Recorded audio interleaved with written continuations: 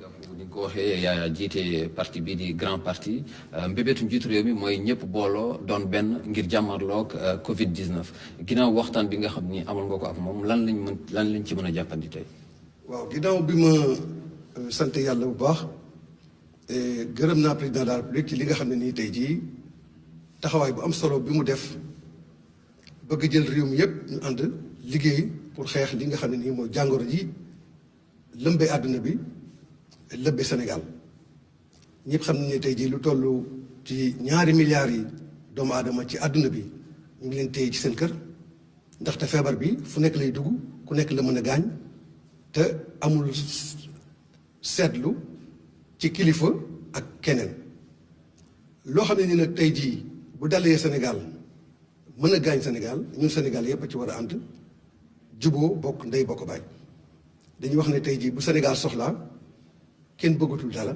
ñëpp ñoo war a ànd boole suñu doole ji nag boole ko mooy def li président def tey jii ñu génne fii def ko ak askan bi ñu àndal ak Sénégal yëpp pour que ñun ñëpp ñu ànd xeex li nga xam ne nii mooy jàngoro ji nag xeex ko mooy li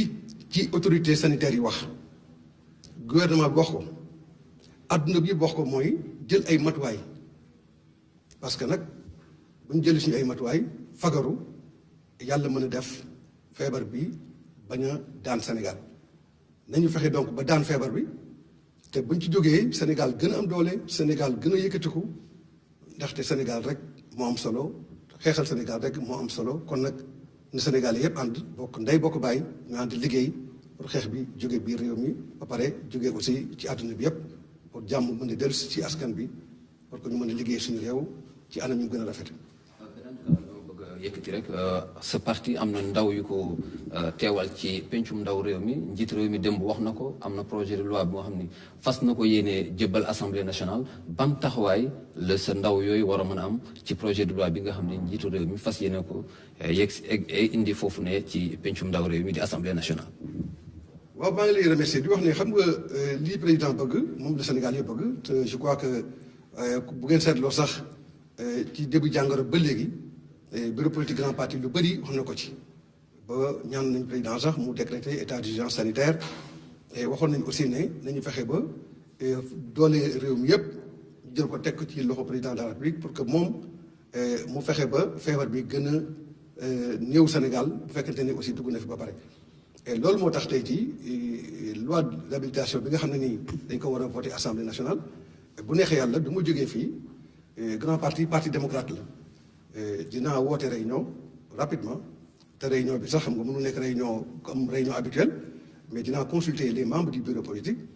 pour que li nga xam ne ni moom le président bëgg mooy assemblée votel ko loi d'habilitation boobu pour que grand parti aussi voté ko bu neexee yàlla yoon bi te gëm naa ne instance parti bi dinañ ci d'accord mais au-delà de cela sax dafa fekk ne grand parti am nañu ay experts yoo xam ne nii ku mel ni docteur Georges Diouf bi nga xam ne nii spécialiste la des maladies tropicales et infectieuses moom ak ñi mu àndal ñoom ñëpp dinañ ñaan président de la République mu dugal leen ci comité bi nga xam ne nii mi ngi xeex tey jii jàngoro ji ci réew mi. ba pare aussi xale grand parti yi dañu lancé initiative bu nga xam ne nii dañu bëgg jël xale yu ndaw réew mi yëpp